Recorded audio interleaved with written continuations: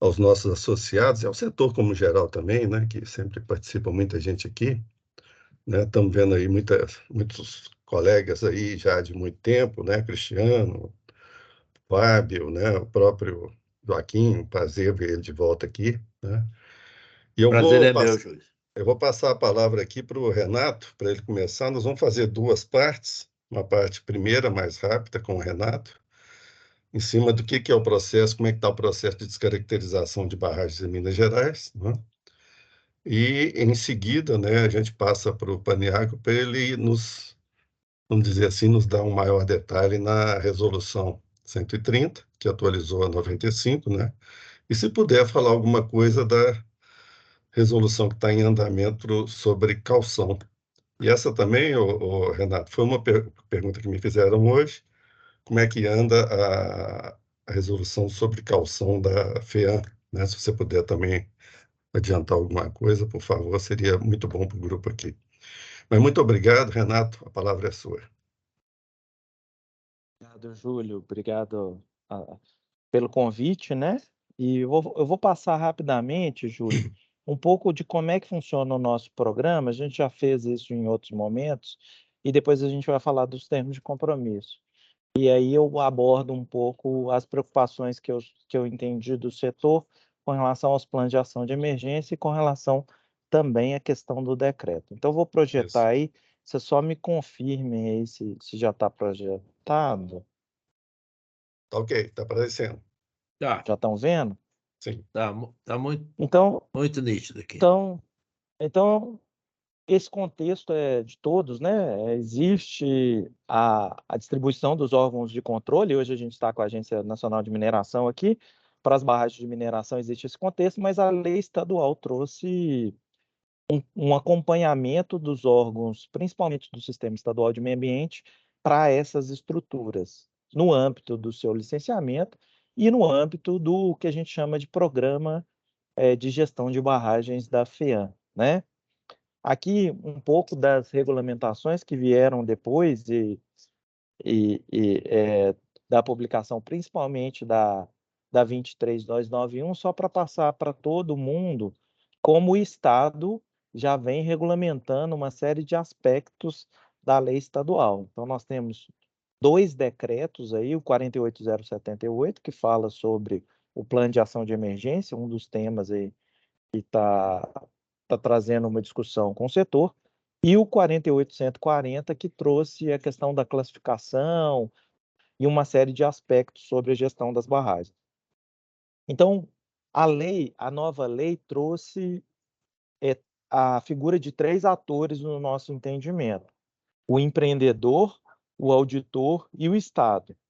E aí, por isso, em função desses três atores, nós trazemos a responsabilidade de todos, e eu vou passar realmente mais rápido, Júlio, que isso é de conhecimento de todos, mas a figura do auditor, ela ganha um novo status dentro da discussão da política estadual. Então, a partir daí, a FEAM começa a trabalhar com o auditor credenciado, com o credenciamento desse auditor, como um ator que realmente demanda e discute diretamente, não só com a empresa, mas com o órgão ambiental, com o órgão de controle ambiental. Por isso, a gente tem um credenciamento específico e tem hoje, dentro do sistema, uma forma de declaração da auditoria específica para o auditor, não sendo mais a responsabilidade da empresa entrar com essas informações no sistema. O empreendedor fica muito mais com a função de delimitar quem é esse auditor, e aí o auditor traz essa regra. Então, após 2019, após a publicação da lei estadual, fica claro que, para além da fiscalização que o Estado fazia com relação às barragens de rejeito, que era muito focada na declaração de condição de estabilidade, que era um documento que era apresentado dentro ainda do BDA, a gente passa a ter uma série de outros documentos que são apresentados dentro do processo, né? E um desses documentos, o documento principal, são as próprias auditorias. Essas auditorias agora começam, para a realização da fiscalização, a passar por uma avaliação, sim, da equipe técnica da FEAM, muito mais para entender a situação da barragem e ver se todos os aspectos que ali estão colocados foram efetivamente tratados nas recomendações do auditor. Então, a gente não fala que a gente fala que a gente não faz, na verdade, uma nova auditoria, nem essa nossa função, mas uma análise de consistência daquela auditoria. Se tudo que está ali colocado foi tratado, isso a equipe da FEAM começa a fazer a partir das obrigações trazidas pela Política Estadual de Segurança de Barragem e a apresentação do relatório completo da auditoria. Vou passar aqui.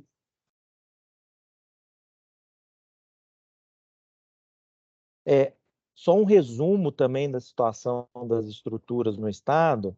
Essa é outra informação que a gente teve que apurar no último ano. E hoje a gente tem no cadastro, considerado cadastro válido, 345 estruturas. Quando lá em 2019, a gente tinha um número por volta de 671 estruturas de barragem que estavam no cadastro anterior da FEAM e, em função das novas regras da lei e dos decretos que foram implementados a partir dessa lei, começamos a fazer uma distinção entre o que efetivamente é barragem que se enquadra dentro do critério da lei e o que é uma outra estrutura, que a gente não vai chamar de barragem, mas que não se enquadra nos critérios ali definidos da lei.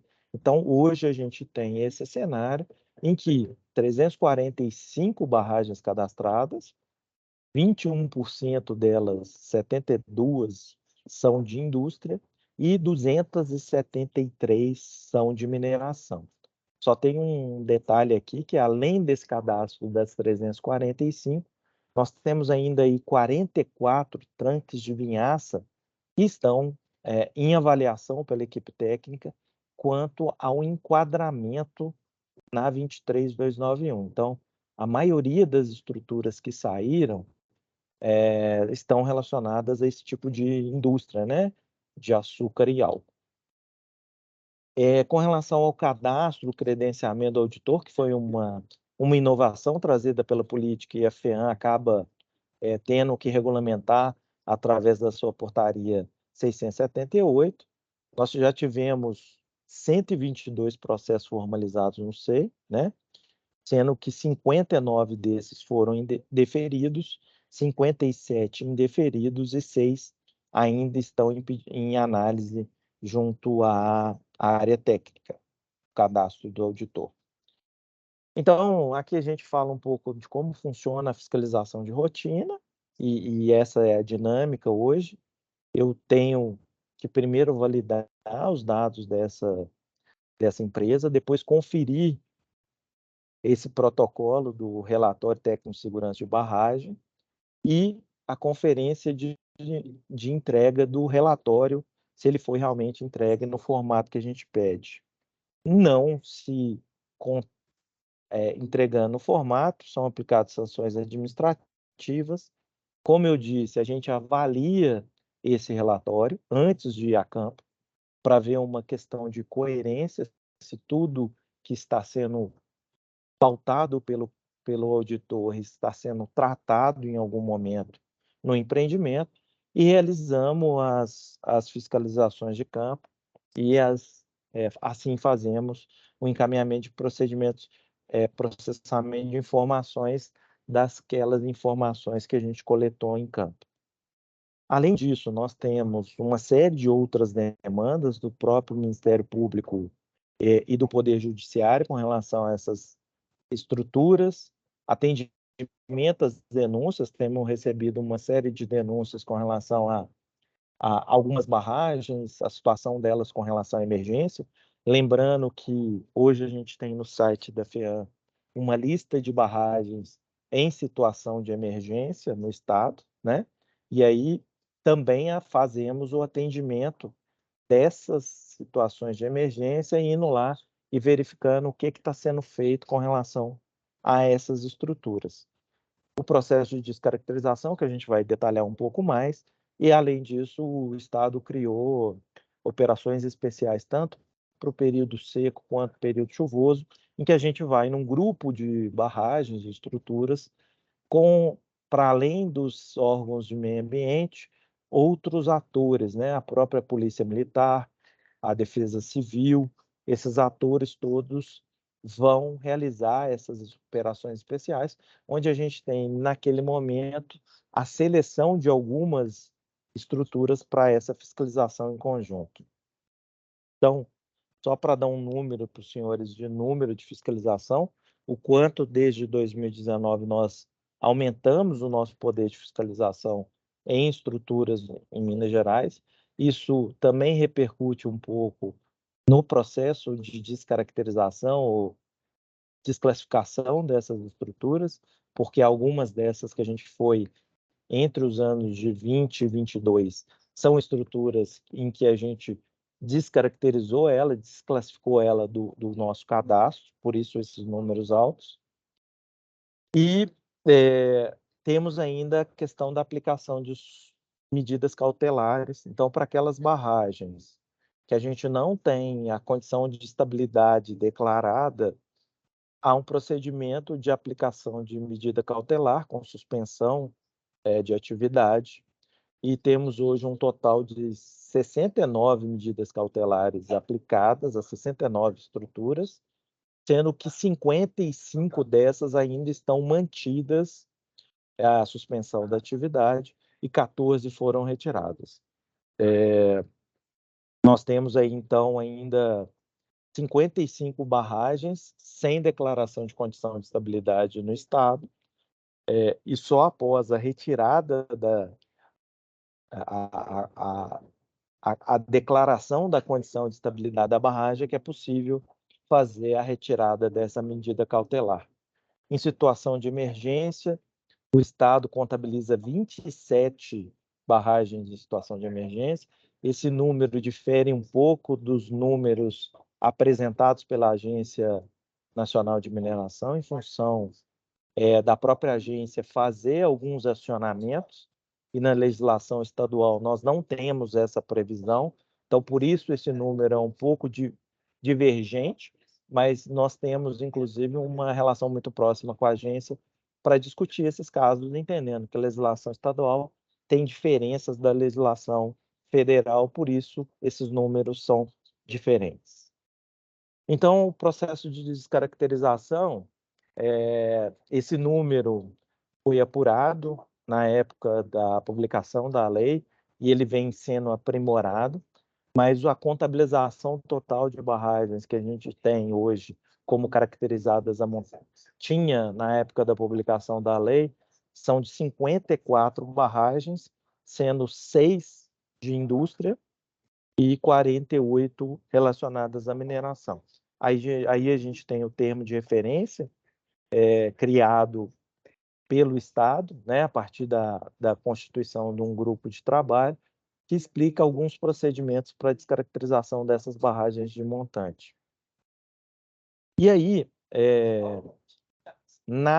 quando do vencimento do prazo da política estadual, que era 25 de fevereiro de 2022, nós tínhamos um cenário de 44 estruturas das 54 não tinham cumprido o prazo e 10 das estruturas, somente 10, cumpriram o prazo de 25 de fevereiro. A gente já fez uma apresentação dessa em que existiam 6 barragens que ainda discutiam se tinham cumprido ou não o prazo. Então, esses números hoje já estão fechados, porque inclusive os próprios termos de compromisso tinham a previsão de algumas empresas comprovarem um cumprimento antes do prazo de 25 de fevereiro.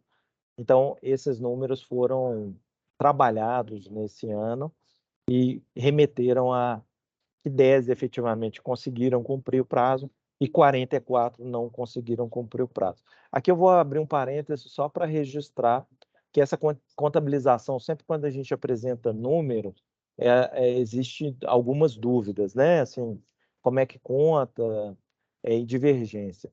Lembrando que o Estado considera a barragem como complexo, né? Então, algumas contabilizações, por exemplo, da agência, também não são as mesmas da FEAM, porque na legislação estadual a gente considera o complexo de barragens e não estruturas em separadas, como alguns diques que existem dentro de estruturas. Mas os números estão, como eu falei, sendo acompanhados de próximo com a agência, a gente sabe justamente onde esses números divergem, em função dessas características diferentes das regulamentações.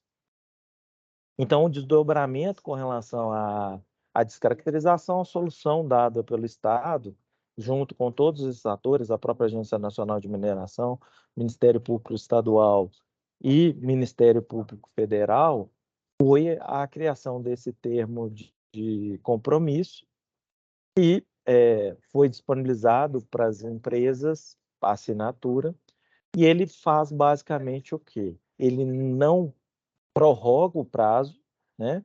O nosso entendimento, ele considera o prazo descumprido por essas 44 e por isso ele cria um mecanismo de compensação do dano moral coletivo em função do descumprimento desse prazo e traz uma série de controles associados ao não cumprimento desse prazo para que o Estado tenha condições de acompanhar para e passo essas obras, né? Diferente do que a gente faz com outras barragens de jusante ou de linha de centro, o acompanhamento do Estado nestes casos é mais próximo, trazendo um conceito também de auditoria técnica, mas não uma auditoria técnica para o órgão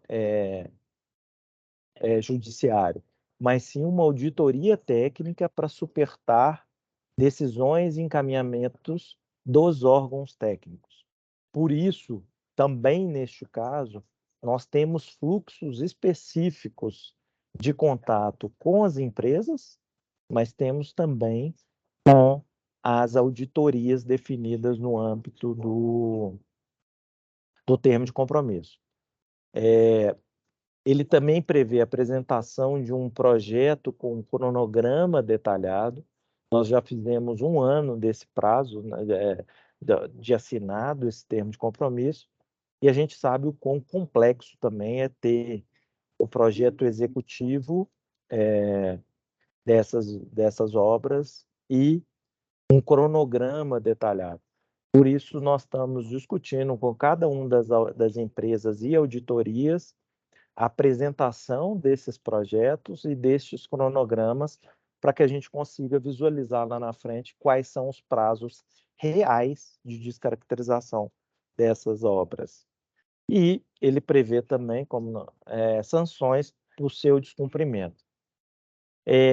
Com relação àquelas 44 estruturas que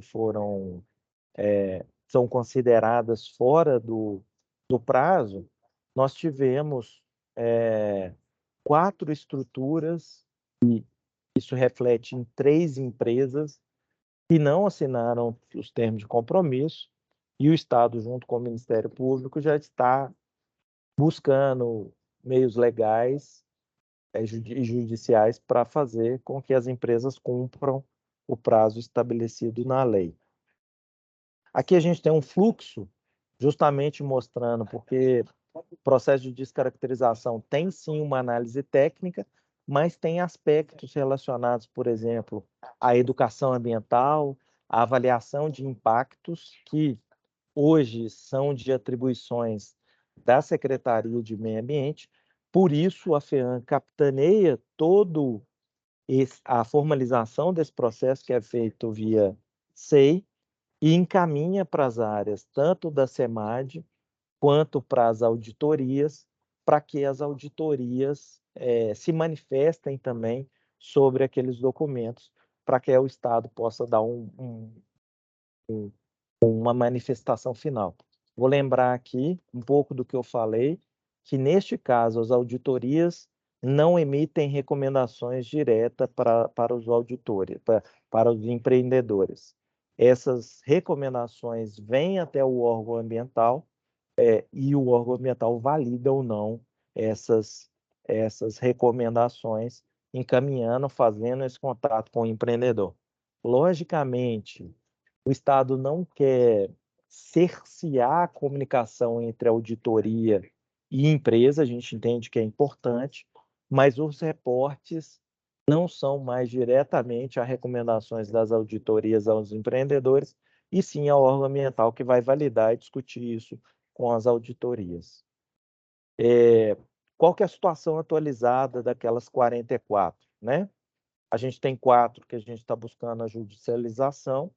A gente tem, dentro do processo desse 1 ano e pouco, 3 estruturas já estão consideradas descaracterizadas, tá? E 2 em discussão ainda sobre o processo de descaracterização. Então, nós temos hoje, dentro do nosso acompanhamento, 37 estruturas ainda não consideradas descaracterizadas, 37 dentro do acompanhamento dos termos de compromisso, e mais 4, né, consideradas aí para judicialização, para serem cumpridas, né? Esse é o cenário. Então, era esse o cenário que eu queria trazer, Júlio. Eu não sei se eu fui claro com relação ao nosso acompanhamento. Só vou registrar, por último, que nós estamos com esse processo de caracterização fazendo reuniões sistemáticas com os empreendimentos e com as auditorias, definindo esses fluxos. A gente sabe que esses fluxos não existiam, ou existiam outros fluxos até então.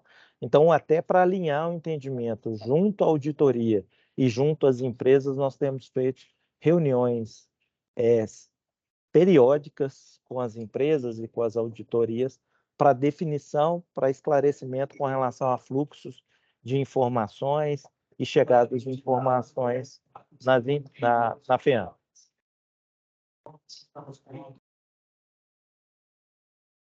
Opa, obrigado pela apresentação. Eu acho que você cobriu o que estava proposto. Eu só queria ver se você tem tempo para responder 2 perguntas aí dos nossos participantes. Posso sim, Júlio. Se o som Claro. não estiver muito ruim, vocês estão me escutando bem? Estamos escutando. Aí eu vou abrir, então, 2 Eu queria perguntas aproveitar, só, você né? pediu para eu Sim. falar dos outros Claro. 2 temas. Eu acho que a gente pode falar do PAI, Plano de Ação de Emergência. O Plano de Ação de Emergência está em análise junto às equipes. A gente sabe o quão complexo é esse Plano de Ação de Emergência. No Estado, a gente tem 7 órgãos envolvidos, né, na análise desse Plano de Ação de Emergência. Constatamos, e aí vou externalizar para os senhores, que as empresas não vêm cumprindo as orientações das equipes técnicas. A gente tem uma orientação dada com relação à formalização do processo, que esse processo não deveria ir para dentro, essencialmente, do processo de licenciamento ambiental, mas uma série de empresas grandes colocou isso dentro do processo de licenciamento ambiental, e agora a gente tem buscado as informações dentro do processo de licenciamento ambiental para receber. Além disso, há termos de referência no site da FEAM para praticamente todas as seções do PAI, tanto relacionados ao sistema de meio ambiente quanto relacionados à defesa civil ou os outros órgãos. Nós estamos buscando um alinhamento até com o governo com relação a quais os próximos passos, porque existia um prazo legal de manifestação do órgão, mas nós estamos buscando essa evolução. Fizemos alguns eventos com o próprio IBRAM e Sindiestra aqui para esclarecimentos de ações, mas eu entendo, Júlio, que nós vamos ter que voltar a ter esses encontros, porque nós ainda temos uma série de equipes pontuando dificuldades com relação ao atendimento dos termos de referência, Com relação ao decreto da caução, nós estamos evoluindo com ele. Hoje a gente tem algumas dúvidas sobre os métodos, os modelos, né, de como garantir isso. Nós estamos no último alinhamento no âmbito estadual, e a nossa expectativa é que que a gente possa publicar esse decreto até o início, até o final do primeiro semestre desse ano. Mas a gente já apresentou para o setor uma metodologia de cálculo, né? É uma forma de fazer o cálculo definido lá no decreto, na lei, e essa ainda é a proposta do Estado com relação à valoração desse valor da caução. Acho que seriam essas questões. Ok. Se pudesse, antes da publicação, Renato, você voltar aqui, fazer a gentileza, né, para explicar para a turma, quando puder, né? Seria muito bom. Eu vou deixar, então, espaço para 2 perguntas. Eu pediria que fosse bastante rápidos, né? Então, fazer pergunta e não discurso. Então, fazer uma pergunta bem rápida, só 2, porque temos um tempo também, o Paniagua tem que fazer a apresentação dele. Alguém se habilita? Você está no mudo, Joaquim. Joaquim, você está no mudo. Pronto, agora está. Só queria saber se vai haver alguma oportunidade, antes da publicação do decreto, de ter algum diálogo nesse âmbito que a gente está falando aqui, sobre os pontos principais do decreto. Joaquim, a gente fez algumas reuniões capitaneadas pela própria FIENG, apresentando a proposta do Estado, tá? Nós chegamos numa evolução do que está proposto lá, de discussão de valores e das formas de garantia, que no âmbito do Estado nós temos subsídio. Logicamente, a gente sabe que a questão do valor ela nunca vai agradar a todos, né? Porque é uma quantificação difícil, principalmente pelos termos que a lei traz. Mas eu não vejo problema, Joaquim, que assim que a gente fechar a proposta do Estado, depois da avaliação da Advocacia Geral, a gente se comprometer a disponibilizar essa minuta para o setor para receber contribuições. A gente tem um limite, né? A gente já está há 3 anos aí sem a regulamentação desse decreto. A gente sabe quanto é difícil, quanto é sensível, mas há sim a possibilidade da gente disponibilizar e receber contribuições. A gente tem um processo já longo de discussão e o que a gente não vai ter um tempo muito grande para estender essa discussão por muito mais tempo. Mas eu me comprometo que assim que a gente fechar, e eu acredito que até o final do mês nós vamos fechar essa proposta de decreto, eu posso encaminhar aí para o IBRAM, caminho para o Júlio, e ele compartilha com os atores para recebermos contribuições. Ok. Muito obrigado, Renato. Eu acho que seria uma oportunidade boa do Júlio coordenar isso aí. Não, isso aí claro pode que ficar tranquilo. sempre que o processo é longo, como o Renato está descrevendo aí, mas quando finaliza a proposição, tem sempre alguma oportunidade de algum esclarecimento, discussão e tudo. Eu agradeceria muito se o Júlio, então, colocar isso abertamente para as pessoas que têm interesse na questão. Não, tenho certeza que tem, né, que estamos à disposição do Renato, né, e tenho certeza também que a FIENG, Sindextra estão também à disposição para isso. Tem alguma questão mais, gente? Bom, não tendo, Paniagua, por favor, Paniagua vai Renato, apresentar agora. Renato, muito obrigado aí pela sua apresentação, né, pela sua disponibilidade aí nessa urgência da viagem e tudo mais. E boa viagem, espero tê-lo de volta aí breve para você poder explicar para a turma. o processo. Mas muito obrigado de Ok, novo, obrigado, né? Júlio. Um abraço a Agradeço a todos. gentileza. Falou, Renato. Paniago, o palco é seu. Fique à vontade. Muito obrigado, viu, Júlio? Muito obrigado. Bom, boa tarde a todos. Agradecer a presença de todos e o convite para a gente poder esclarecer algumas eventuais dúvidas. Tomara que não tenhamos dúvidas.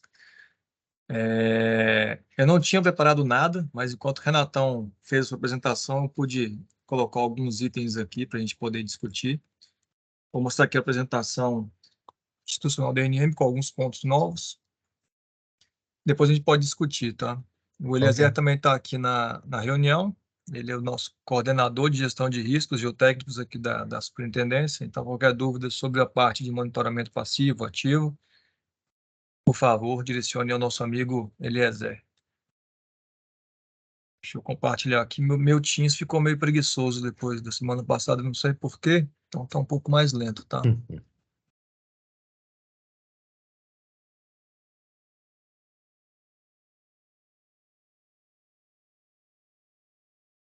Já vemos a sua tela. Isso. Beleza.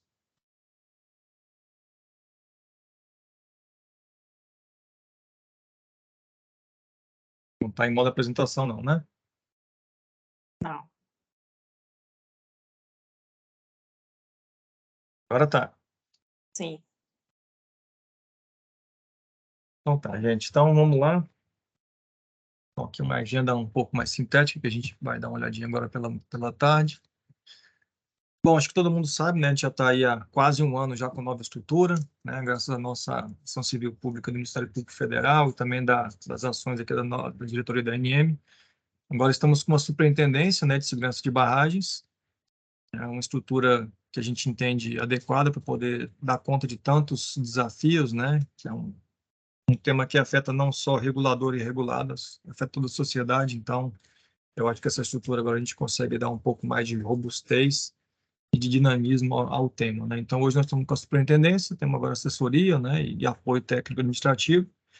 Dividimos aqui o Brasil em 3 setores, né? A gente pode ver que está mais ou menos norte, sul e central. A gente não é meio doidão, não, tá? É porque a gente teve que dividir em quantidade de barragens. Então, eixo sul, estamos ali com o coordenador, o André, o nosso amigo Alvim, e o Márcio, chefe de serviço. Norte, a Lorena e o Davi Galo. E o central, a gente deve chamar Minas Gerais de central, né? Porque ficar meio desnexo falar norte, sul e Minas Gerais. Estamos com o nosso amigo Claudinei, Clau, e hoje o Luiz Henrique como chefe de serviço. Como a gente está também acometido a várias barragens aí em descaracterização, em algumas barragens em construção, a gente resolveu criar uma caixinha específica para esses riscos geotécnicos, né, entre aspas. Então, hoje quem está coordenando é o nosso amigo Eliezer. E temos também uma divisão especializada, né, no tema de monitoramento remoto, qual seja o nosso SIG-BM, que hoje é um sistema gigantesco, é o nosso sistema da própria ANM, e os nossos dashboards. Então, um panorama de como é que está a nossa equipe. Acho que todo mundo sabe que a gente está chegando no final dos itens, né, que a gente tinha que receber da ACP. Acabamos de receber 40 novos servidores, muito bem capacitados, todos sendo muito bem recepcionados. Vamos ter uma ambientação mês que vem em Belo Horizonte, em Brasília. Então, esse é o nosso panorama, né? Nosso ideal é ter 55 servidores, 53 e 55 servidores. Estamos chegando perto disso. Alguns que estavam conosco da CPRM estão retornando à CPRM, então teve esse desbalanço. Mas uma coisa que a gente acha muito importante na nossa equipe é deixar todo muito bem capacitado. A gente entende que no tema de segurança de barragens, não adianta saber um pouco, né? Temos que ser pelo menos especialistas no tema. Então, até a semana retrasada, quando não tinha chegado os novos servidores, né, a gente tinha 100% da equipe, pelo menos especialista em segurança de barragem ou geotecnia, mestres ou doutores. E agora a equipe que chegou tem alguns que não têm, né, esse quesito, né, de pelo menos especialista, mas nós já temos um contrato firmado com o Itaipu, a gente vai ter uma especialização ano que vem, em que esses vão entrar. Então, assim, nosso objetivo de ter sempre pessoas capacitadas e sempre capacitando e atualizando, a gente vai manter isso aqui na nossa superintendência. É um panorama do que a gente faz aqui na superintendência, encontros semanais, né, nossa equipe, congresso que a gente participa, a gente acha muito importante participar. Aí o porquê que eu sou o pane chato quando eu perturbo o pessoal quando tem congresso, Exposibran, né, Júlio? Eu fico pedindo 500 mil vagas para a nossa equipe, porque eu acho que é importante estar todo mundo muito bem antenado, atualizado, né, que é um tema muito dinâmico. Eu acho que a sociedade merece e necessita que a nossa equipe esteja sempre bem atualizada e antenada.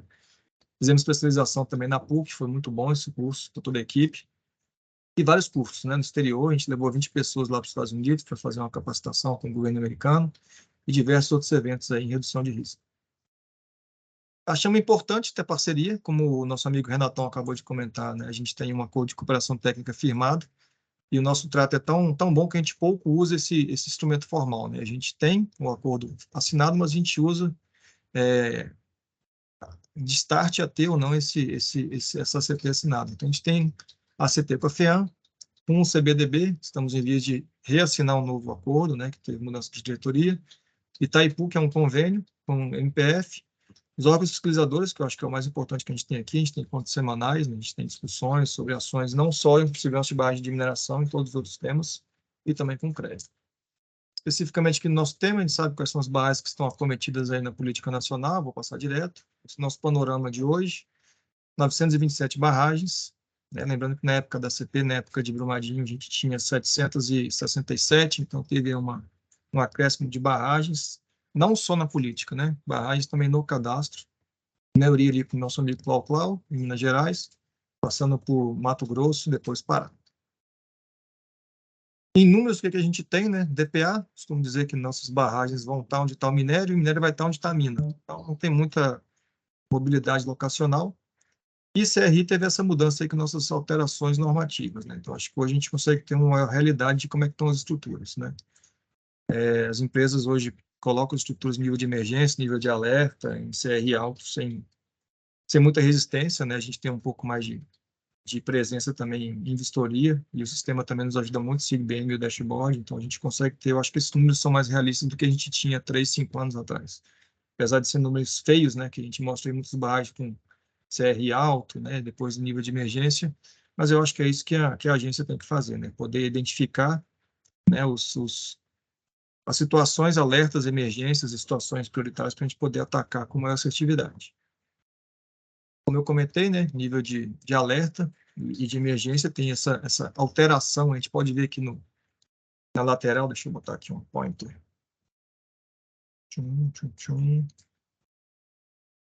Nessa porção da apresentação, a gente pode ver que aqui, né, no timeline, a gente teve ali alguns acréscimos, né, e decréscimos importantes, né? A gente teve aqui uma redução da barragem nível 3, a gente sabe que nível 3 é mais utilizado, né, porque a barragem está, de fato, rompendo, para a gente parar de pensar na estrutura e pensar no botão vermelho, mas depois do ocorrido em Brumadinho, a gente ainda tem algumas estruturas que não conseguem sair de nível 3. Então, essa alteração aqui foi a barragem B3, B4, né, Nova Lima. Acho que é um grande avanço para todo o setor. DCO, que é a grande novidade desse ano, né?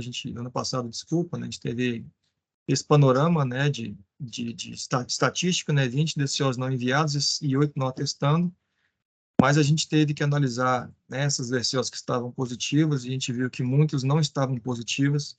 Temos casos de consultorias que davam prazos para que a empresa se adequasse à legislação, e não é isso que tem que ser feito, né? A letrinha DCO, sopa de letrinhas DCO, quer dizer que o C é conformidade com a legislação. Se não está em conformidade, não está conforme, né?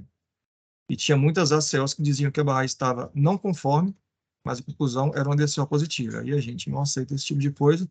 Quem dá exigência ou permite prazos extras é a ANM, não o consultor.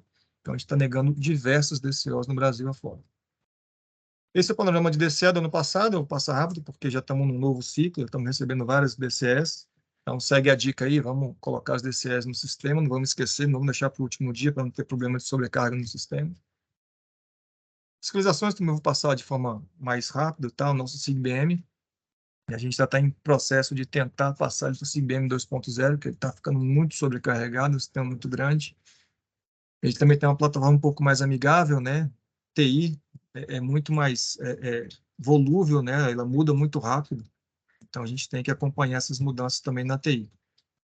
Aqui é um panorama mostrando, né, o grande salto que a gente teve com o SIGBM, né? Vou voltar um pouco a 2016, quando não se tinha o SIGBM, que a gente recebia informação no RAW, depois passamos para o SIGBM interno, que a gente recebia informação de 15 dias ou diária, depois para o público. Nesse interim, a gente criou o SIGBM Mobile, que isso aqui é um grande ganho para a gente, acho que até para a sociedade, eu posso dizer com bastante tranquilidade, porque agora a gente vai a campo, tem um relatório muito mais bem feito, muito mais homogêneo com todos os fiscais, e a resposta dessa vistoria é muito mais célere, né? Então, a gente consegue ter em 2 semanas depois da vistoria, já ter as respostas, com autuações, exigências já para o regulado poder se adequar e ganha com isso a todo mundo, né? Dashboard, né? A gente tem aqui nossas telas aqui nas nossas salas brilhando, aqui mostrando como é que estão esses dashboards, como é que estão as barragens, né? De tal sorte que quando a barragem entra em nível de alerta ou emergência, já apita aqui na nossa tela, toca no nosso telefone, então a gente consegue agir com mais celeridade, né? Em segurança de barragem, celeridade é muito importante. Alguns empreendedores vão estar familiarizados com essa telinha aqui da esquerda, né? É uma coisa que a gente fica monitorando todo dia, né? Aqui em Brasília, nas regionais. É um dashboard de fator de segurança. Quando a gente vê que o fator de segurança está em decréscimo, né? Durante um certo período de tempo, a gente já envia uma exigência /e-mail para o regulado questionando qual o motivo. Às vezes é mudança de metodologia, às vezes não, a gente tem que entender o porquê, para saber se é uma situação que a gente tem que agir ou não. A gente também tem o dashboard de estado de conservação, que nos mostra como é que está essa evolução ou involução. São itens, né, que também nos auxiliam na nossa inteligência fiscalizatória. Né? E o que sai desses alertas, né? A gente chega em e-mails e alguns alertas no nosso telefone. Como é que nas nossas vistorias a gente teve aqui um ganho muito grande, né? Ipsômetros, esse equipamento aqui é muito bom.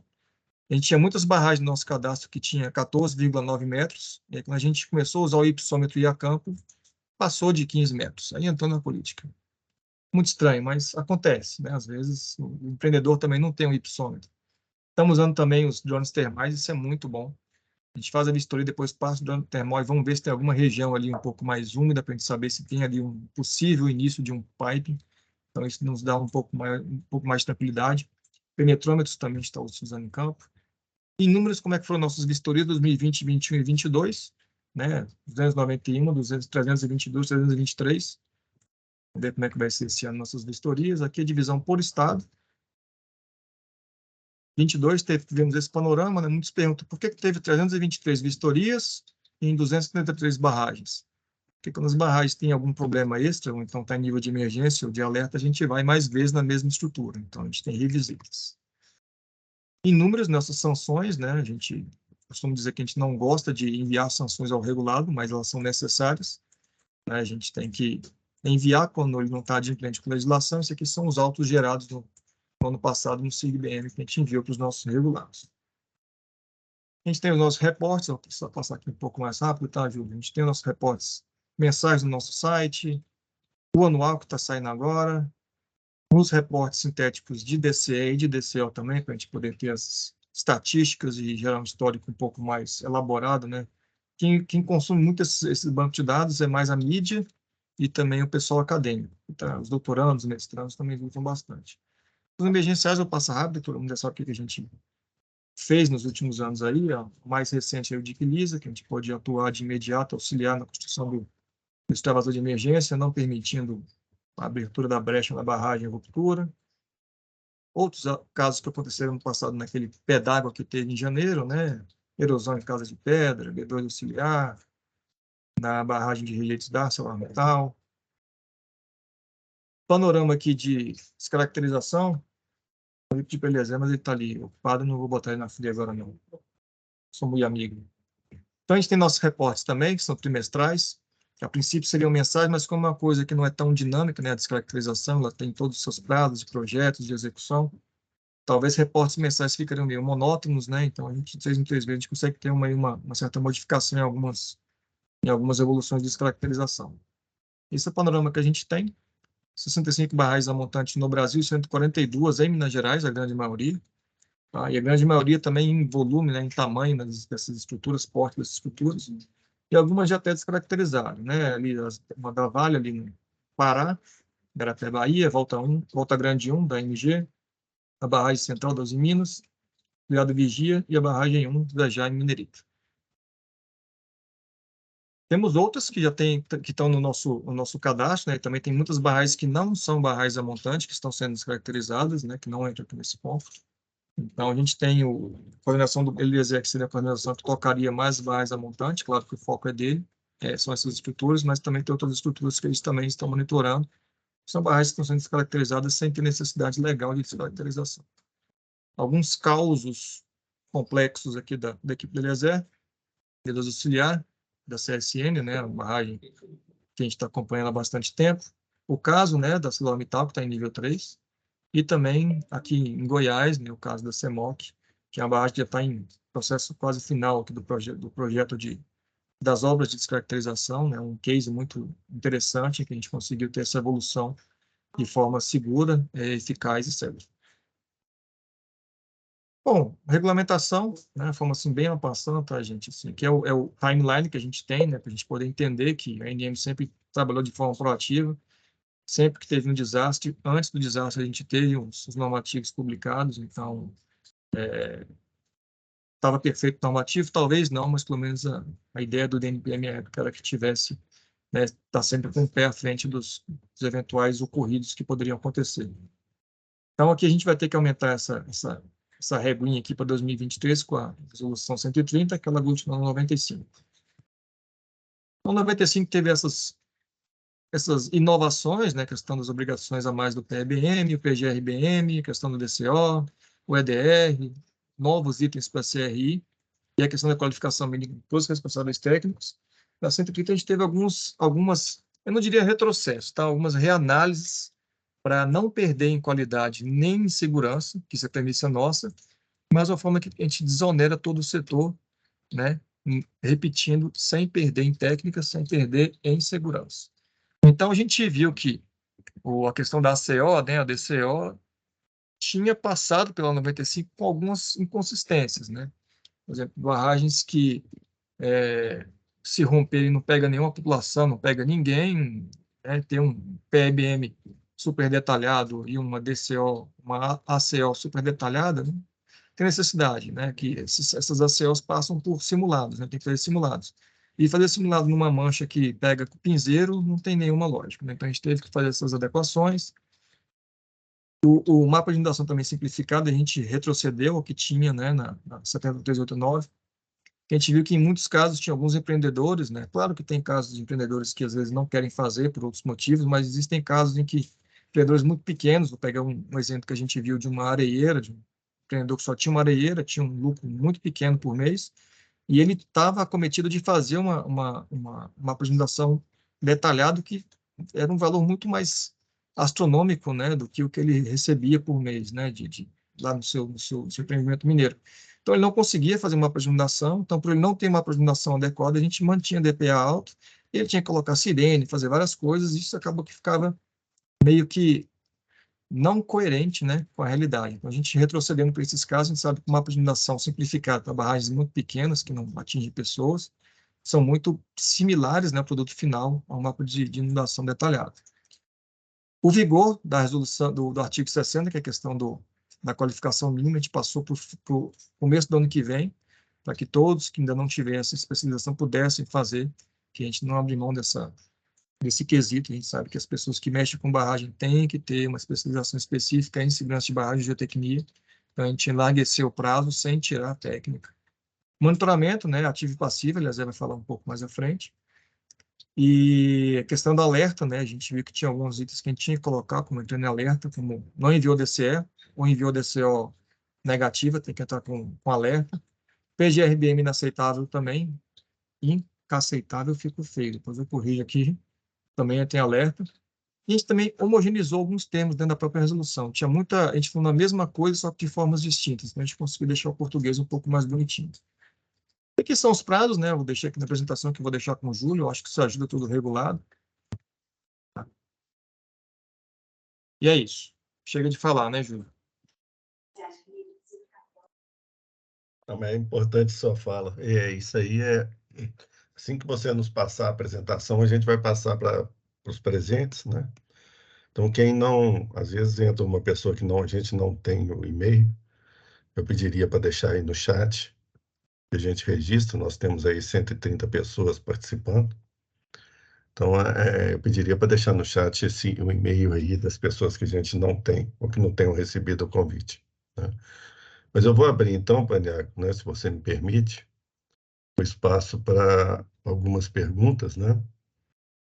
E aí fiquem à vontade, gente. Basta levantar a mão que eu ou a Cíntia, a gente passa a palavra para vocês. Júlio, você quer que você me permite uma sugestão? Quer que eu fale já do futuro, né, em relação à questão da calção, que aí a gente Claro, parte logo para as seria perguntas, melhor que fica aí melhor. já faz tudo É. uma vez. Sim. Porque também eu vou viajar amanhã e a diretoria chegou sexta-feira, eu acho que eles já estão me pedindo para subir, então não sei que hora que eu vou conseguir ficar com vocês. Então, pelo menos eu consigo zerar a minha agenda. Não, sem problema, pode E- falar. então, pessoal, a Cíntia e o Júlio, né, vieram me questionar sobre a questão da calção, né, o novo decreto 11.310, que no artigo 24 ele regulamenta, né, ele nos abre a porta para poder regulamentar aqui via ANM a questão da calção. Né? No nosso setor, a questão da calção em relação ao acidente, o incidente não é tão problemático como, por exemplo, a ANA, ou então o órgão ambiental, porque aqueles empreendedores fazendeiros menores, quando tem uma questão de ruptura de barragem, alguma questão de emergência, eles não têm de onde tirar recurso, então quem acaba arcando com essas situações é o próprio Estado. No caso da mineração, né, salvo alguns casos, né, normalmente o empreendedor tem o recurso para poder resolver o problema, né? Mas a lei nos trouxe essa obrigação. Então, como é um item que é novo, né? Chegou agora aqui há alguns meses, a gente estava nessa questão de poder publicar a operação da 95, e é uma coisa que a gente tem que passar por AIR, como a gente sempre fez, né? Fazer análise de impacto regulatório, a gente já alinhou com o Yuri, que é o nosso superintendente de regulação aqui da ANM, e esse tema vai estar dentro da próxima agenda regulatória, né? 2023, 2024. A gente está aí dentro já dessa agenda, então a gente vai entrar com todo o processo de AIR, né? Participação de consulta pública, audiência pública, para todo mundo poder discutir.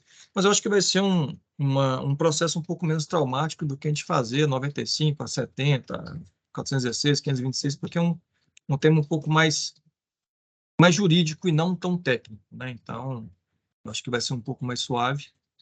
Então, o que eu tinha para dizer sobre esse assunto, por enquanto, é que ele está na nossa agenda, num futuro, eu não vou dizer próximo, tá? Mas é de curto, de médio prazo. Nem longo, a gente também não pode deixar as coisas mais para frente. Então, de médio prazo, aí, daqui até alguns meses, a gente vai começar a startar a questão do AIR. Agora chega de eu falar, né, Ju? Ô, Paniago, aproveitando aí a sua deixa desse AIR aí, das garantias, um ponto claro que a gente vem conversando com a diretoria colegiada é que a gente vai buscar essas garantias para as estruturas, e não é para a parte ambiental. A FEAM também deixou aqui um pouco um esclarecimento a respeito, mas é bom que isso fique claro o que a ANM irá abordar aí nesse AIR, né? Beleza. Seria mais para o descomissionamento da própria barragem, né? Não cobrindo acidentes. Esse aqui é um ponto importante. Uma primeira ideia que teve aqui na FEAM, né, em Minas Gerais. Mas aí, gente, então vou abrir rapidamente, porque o Paniagua já tem outro compromisso. Vamos abrir aí umas 4 questões aí para o grupo. Então, quem quiser, por favor, levante a mão, que eu ou a Cíntia acionaremos. Fique à vontade. Fique à vontade para não levantar a mão também, tá? Mas essa turma é terrível, ninguém pergunta, é um negócio Não, impressionante. eu vou puxar Bora, aqui. puxa lá, Eu Marta. adoro Não, essa Marta, Eu vou não, puxar Marta. aqui. Tudo bem, Paniar? Obrigada aí Vamos pela lá. explicação.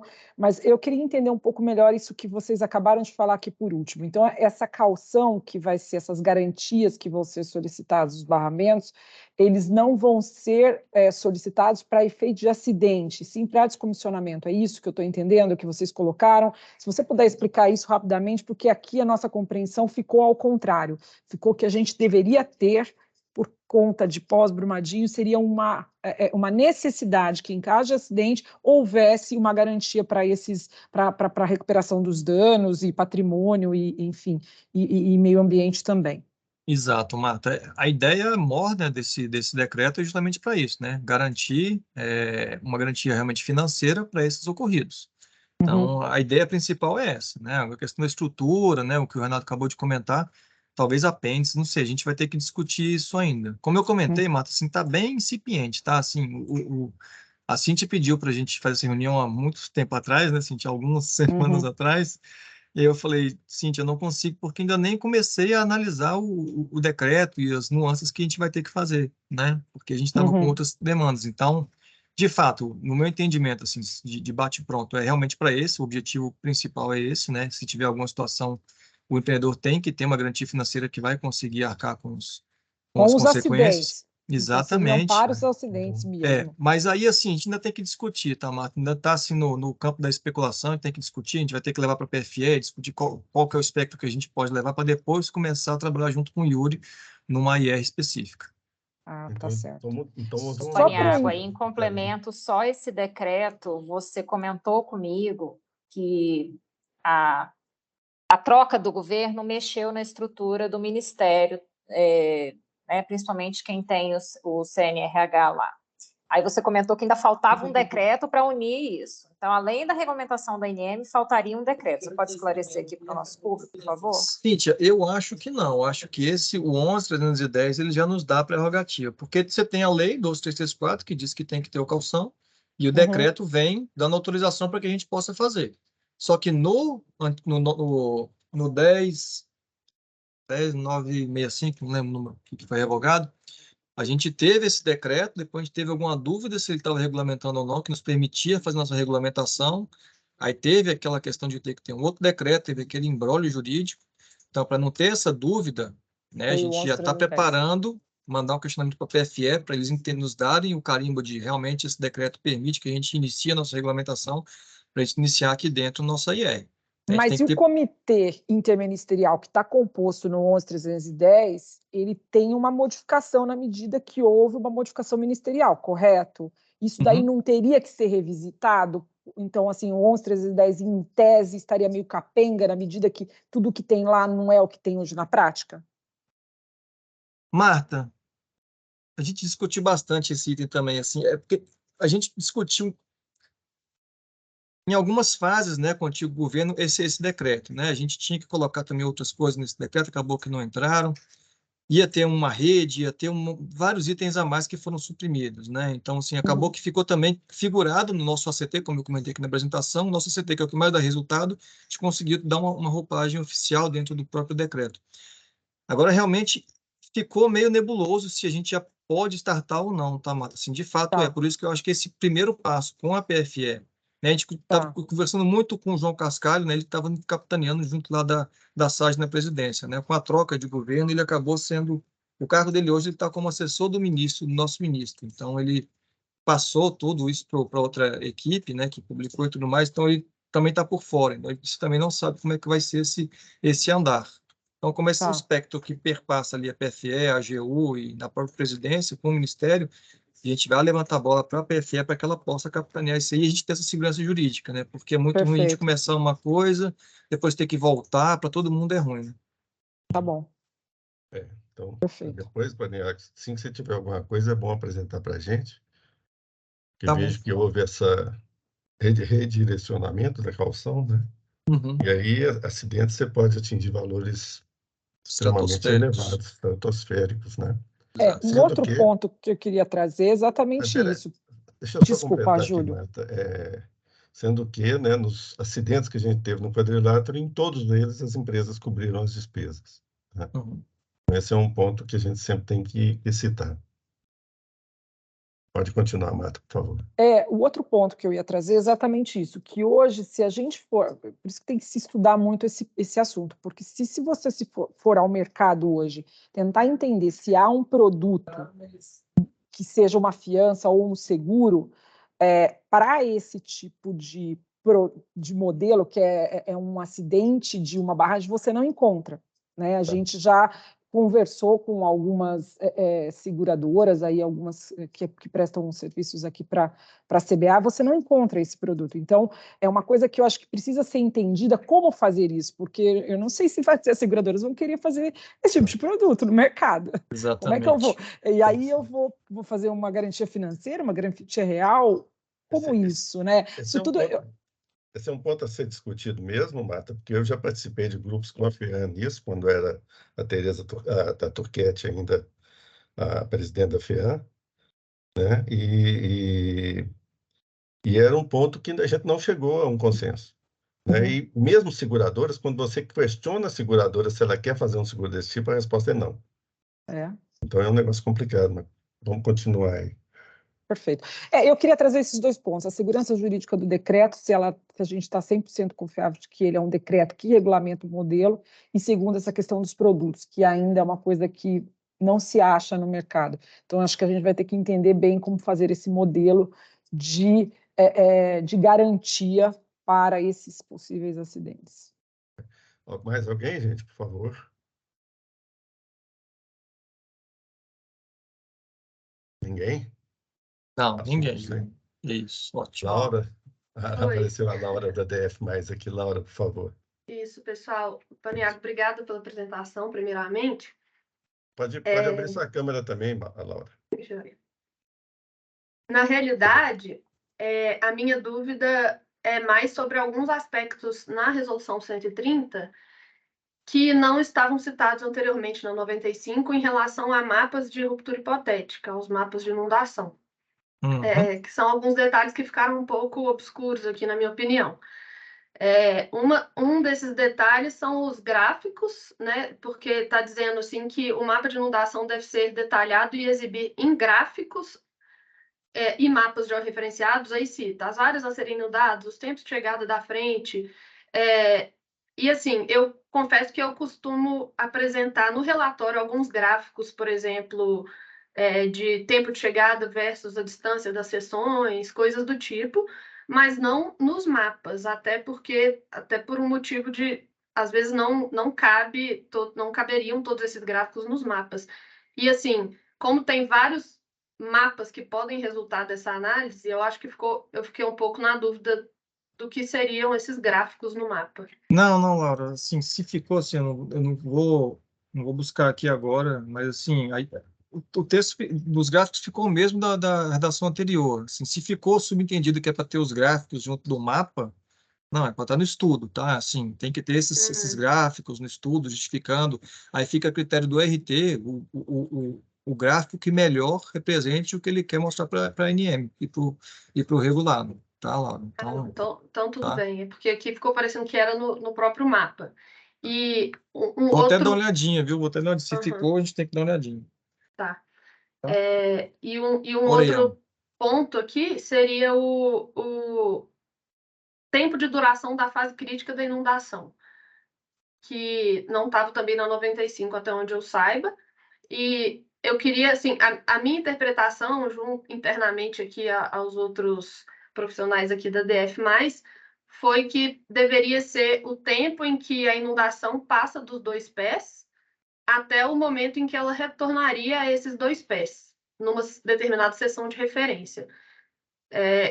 Eu gostaria de saber se é isso mesmo e se tem uma exigência de apresentação desses resultados em raster ou somente nas sessões.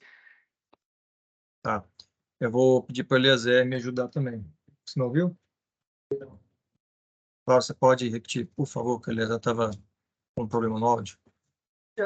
Ô, Eliezer, tem no parágrafo 1º aqui do artigo 6º, está dizendo que a gente deveria apresentar o tempo de duração da fase crítica da inundação. E pela nossa interpretação aqui, e consulta algumas fontes, a gente entendeu que esse tempo seria o tempo em que, por exemplo, numa determinada seção de referência ou em qualquer ponto de análise, a ruptura passasse dos 2 pés em relação à cheia natural e retornasse a esses 2 pés após a passagem da onda de ruptura. E aí a minha dúvida é se essa interpretação está correta e se isso vai ser exigido em forma de raster nos mapas ou apenas nas seções notáveis seria o suficiente.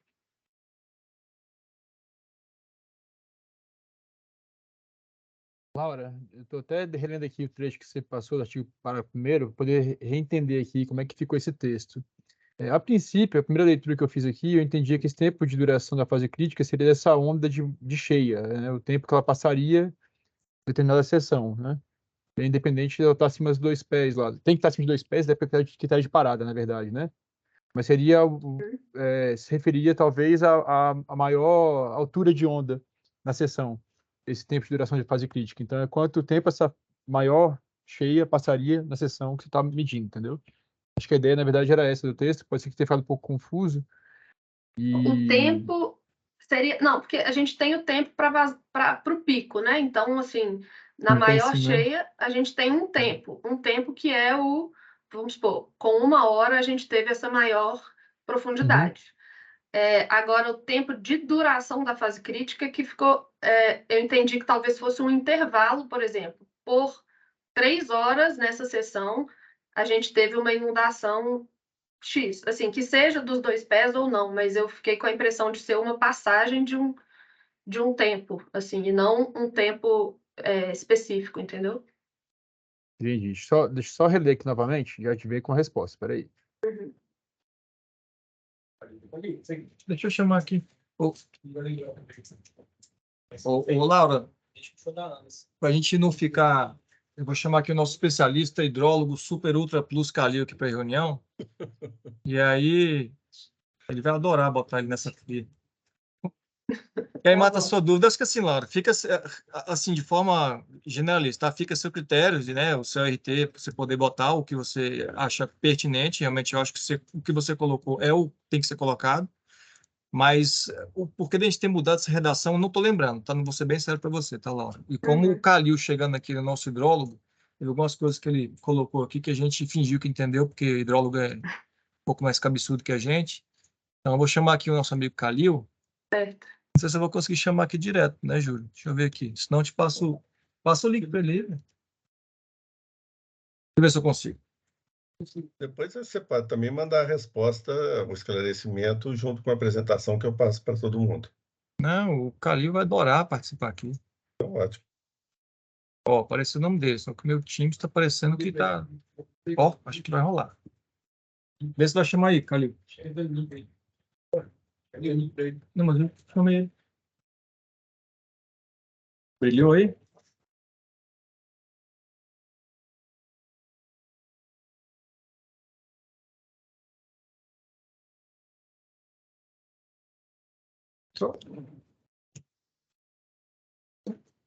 Calil Gomes, está chegando aí, ó. Chegou. Aí, cheguei. Oi a todos, boa tarde. Calil, Qual pega aí que é a dúvida da questão Laura. aí? Laura, de novo, você vai brincar de falar 3 vezes a mesma pergunta. Joia. O Calil, boa tarde. A dúvida aqui foi nessa questão dessa mudança da redação no seguinte trecho, que a gente deveria apresentar o tempo de duração da fase crítica da inundação. Então, eu estava aqui comentando que internamente consultando algumas referências aqui, por exemplo, da FEMA, a gente chegou à interpretação de que seria, por exemplo, o tempo em que a inundação está acima dos 2 pés de diferença ali da cheia natural. O entendimento também é esse aí. Aí só, assim, também a justificativa aí dessa redação, né, que na época a gente pensou em dar uma uniformizada com o contexto de outras agências, né, no caso aí foi uma resolução da ANA 121 de 22, que vocês verem aí vai estar praticamente a mesma redação. E o objetivo a ideia é justamente essa aí, né, a fase crítica, né. Eu acho que usando essa ideia aí de mantido, ou pode ser baseado ou na profundidade do escoamento, né, esses 2 pés, ou algum outro valor do risco hidrodinâmico, né, você pode pensar em alguma referência enquanto a inundação tiver com um risco hidrodinâmico acima de um valor, algum valor de referência, pode ser considerado uma fase crítica também da inundação.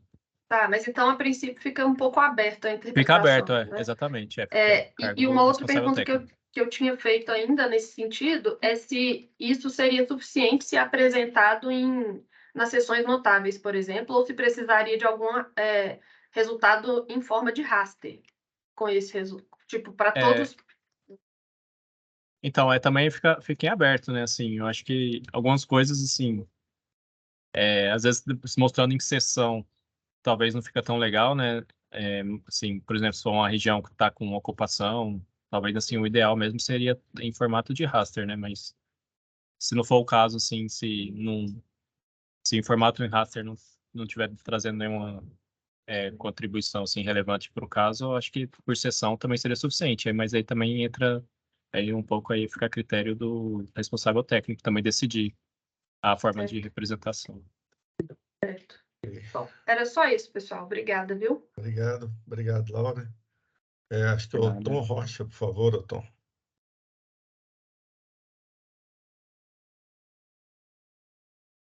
Está no mudo, doutor.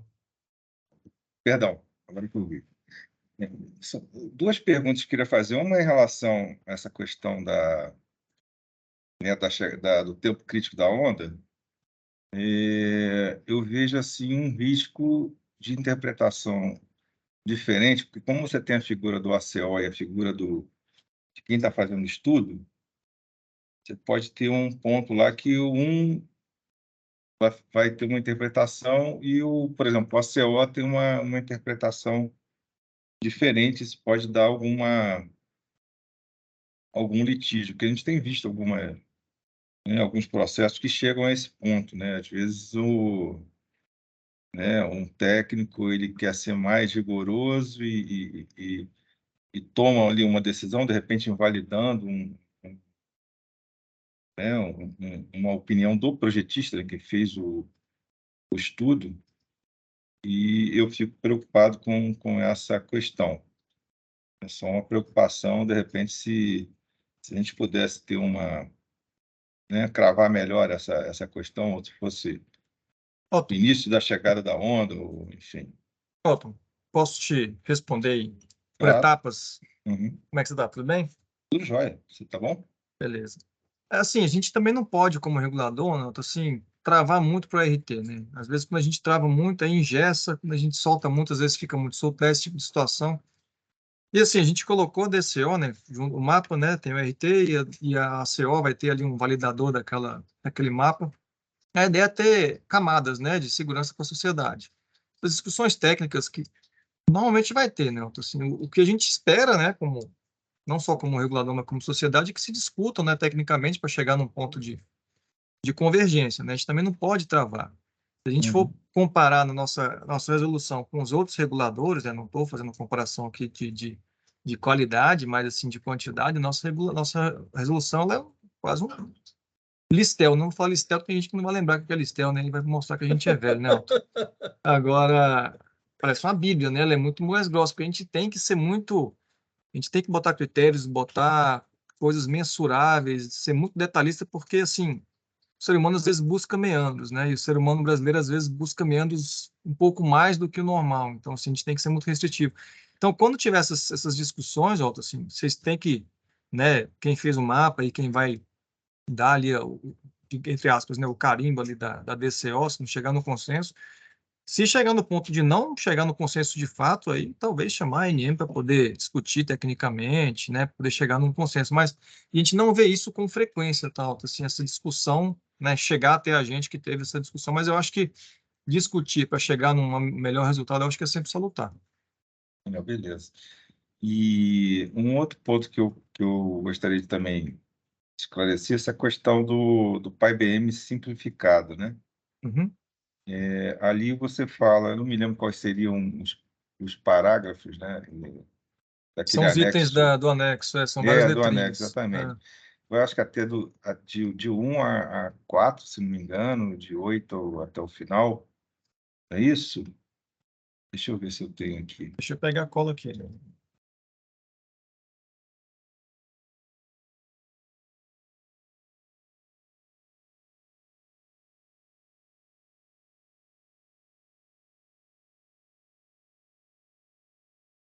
A, B, C, D, A, I, B, C, J, D. K, L, M. Uhum. Então, ficaria de fora a descrição dos treinamentos internos realizados, descrição Deixa eu só te explicar o geralzão, Otton, que daqui a pouco vou ter que capar o gato. A questão é assim, a gente criou 95, né, e aí veio a 14066, né, e depois veio decreto, veio um monte de coisa a mais. E o que teve de mudança? Toda barragem de mineração tem que ter o PBM. E aí a gente estava tendo que obrigar uma barragem ali que se romper pega 2 cupinzeiros sem nem cupim, a ter um PBM gigantesco, treinamento, trem todo. E aí não estava pesando de forma desnecessária, né? A gente estava onerando o empreendedor, que oneraria o setor técnico e o resultado prático é zero. Então a ideia foi retroceder do mapa, retroceder na DCO e retroceder também no PBM sem perder técnica de segurança, né? A ideia foi justamente essa. E aí esses itens que a gente tirou são itens que a gente viu que não perderia nesses dois quesitos. Então, porque tem casos, por exemplo,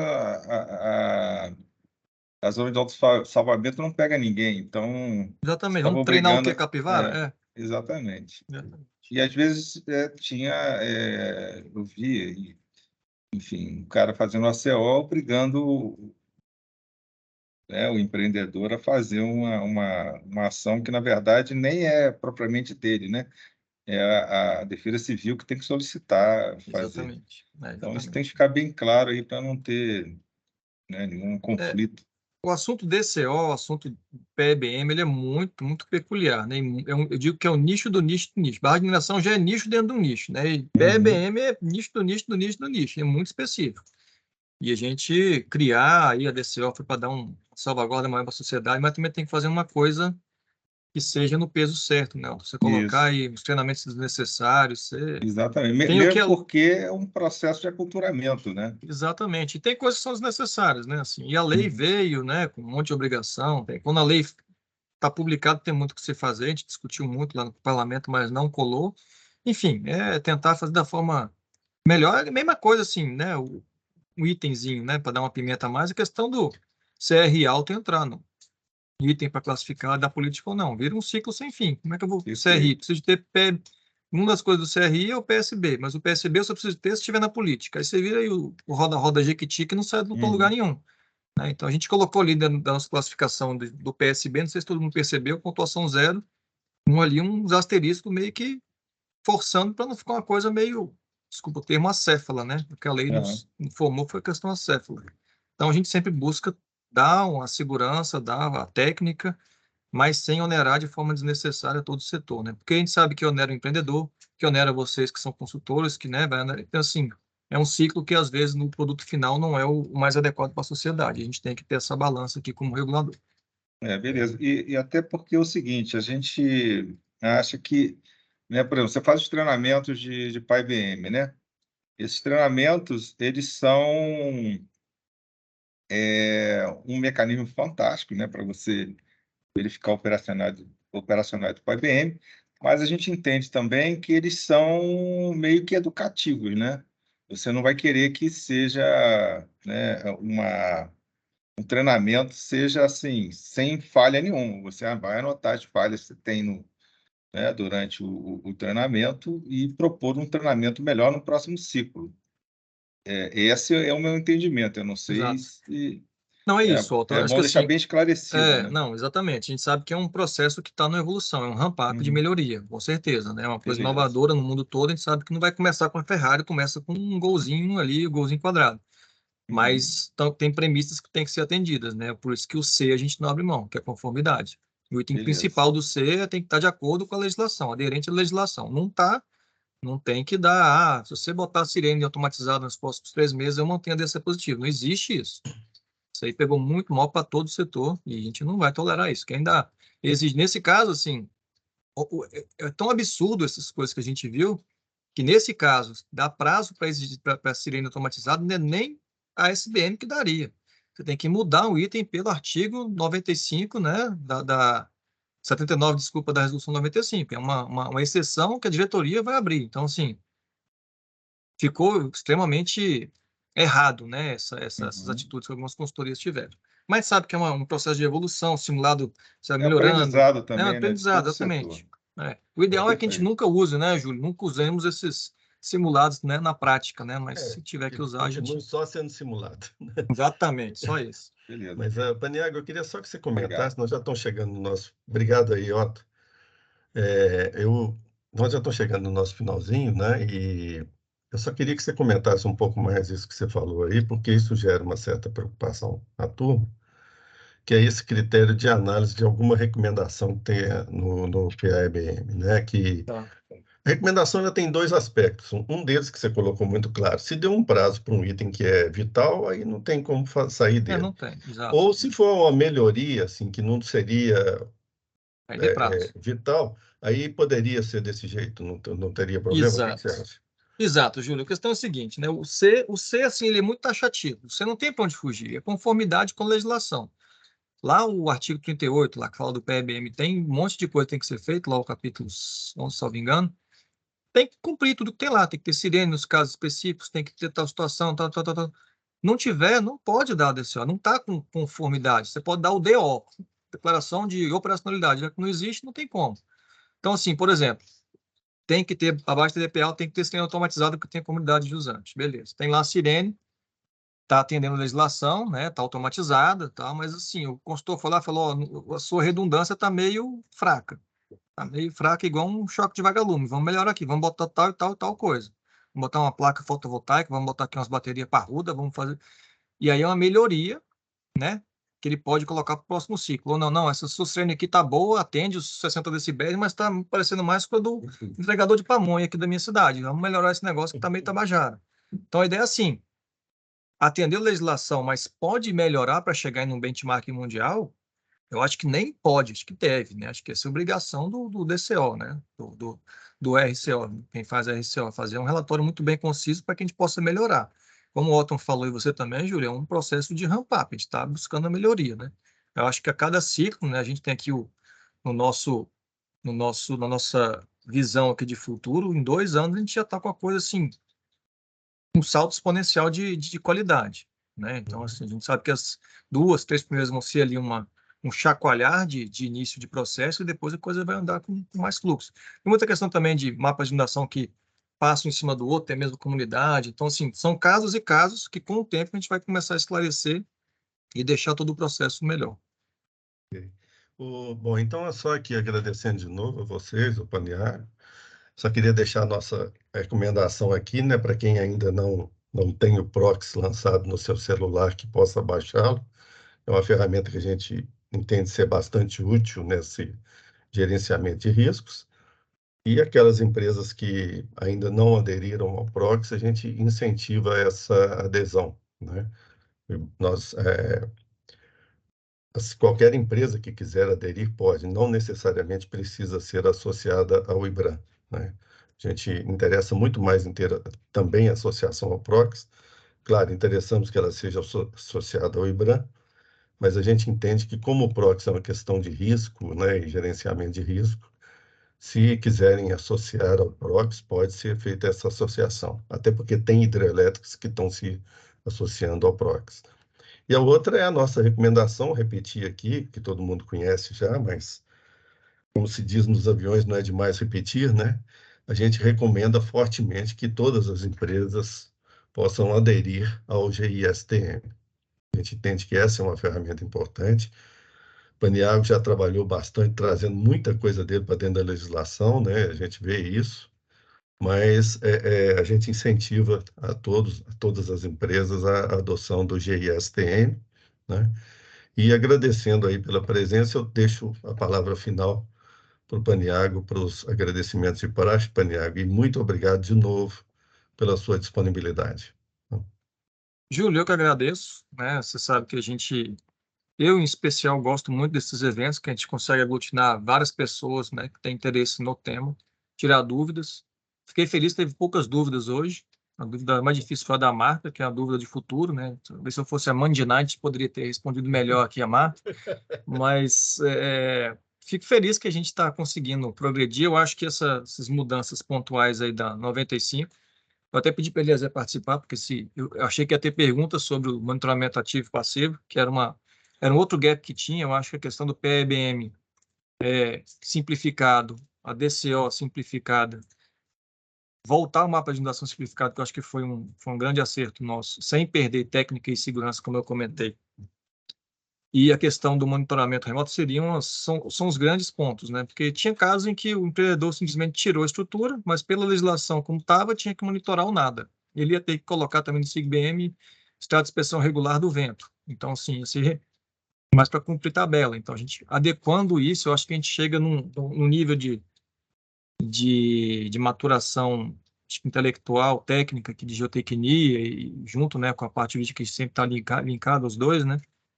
E a gente consegue ter uma aderência, né, do técnico com o legal. Então, acho que todo setor ganha. Eu acho que essas alterações que a gente fez, quem ganha mais é a sociedade, porque a gente vai ter agora mapas de inundação muito melhores, que vai mostrar realmente o DPA da estrutura.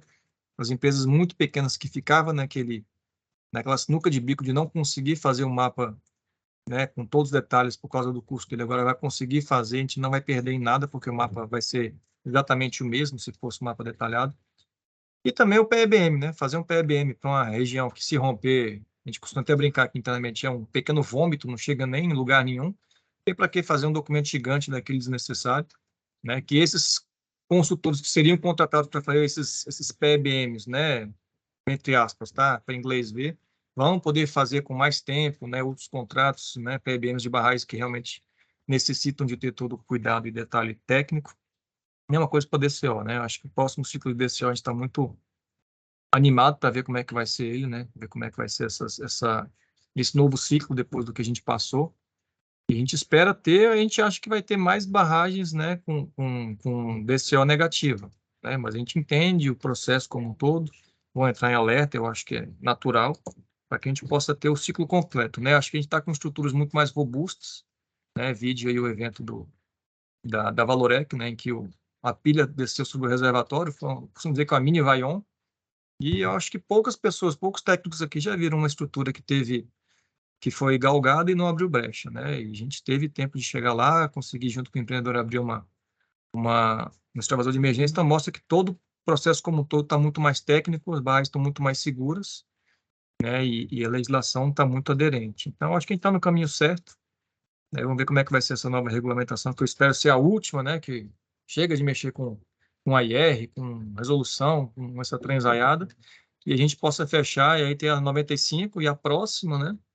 Que vai ter que ser uma com outro número, que não vai ter que uma aglutinar no 95, e depois a gente criar uma só, com todos os temas, que fique aí para a vida eterna.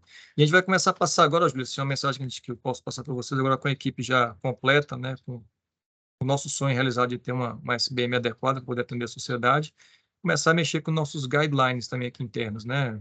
Acho que isso é importante, a gente dar esse passo, que a gente vê como boa prática mundial, a gente começar a replicar aqui no Brasil guidelines técnicos, né? Que a gente possa servir como guias, né?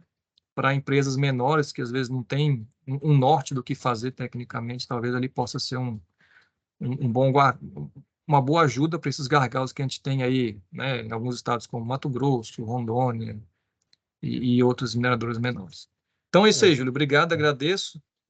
Desculpa, Cíntia, por te enrolar aí quase um mês, mas Um é porque mês, a você me coisa está... enrolou, nossa senhora, quase 70 dias, hein? Você foi Vou bonzinho. deixar mais um recado. Amanhã eu estou viajando para fora do país. Nesses próximos 15 dias, perturbem Eliezer e o Cloplau, tá? Eles fiquem bem à vontade para falar com eles, que eles estão bem à disposição.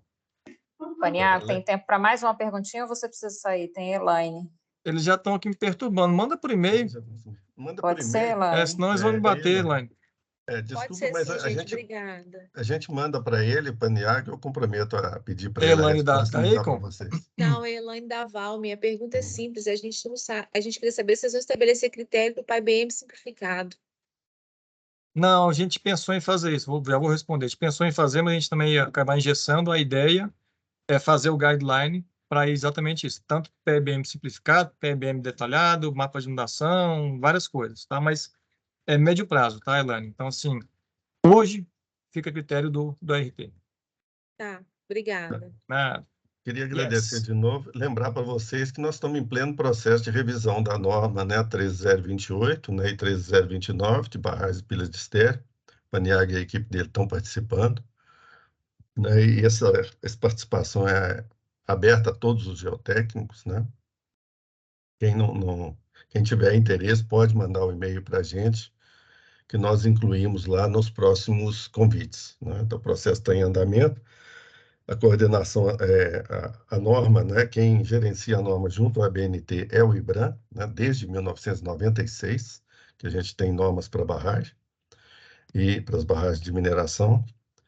E esse processo de revisão, o IBRAM convidou a Associação Brasileira de Mecânica de Solos para fazer a coordenação desse processo. E então esse processo está sendo coordenado atualmente pelo Fernando Saliba, que é o coordenador do Núcleo Regional de Minas Gerais, e as reuniões são tanto presenciais quanto virtuais, né? Presencial aqui no IBRAM, em Belo Horizonte. Mas então, de novo, agradeço demais ao Paniago pela disponibilidade, a equipe dele, e a todos vocês pela presença, e a Cíntia pelo trabalho incansável de organização e paciência, né, Eu só Cíntia? queria botar um item só, ô, Júlio, é que você falou de geotécnico, não é só geotécnico não, né?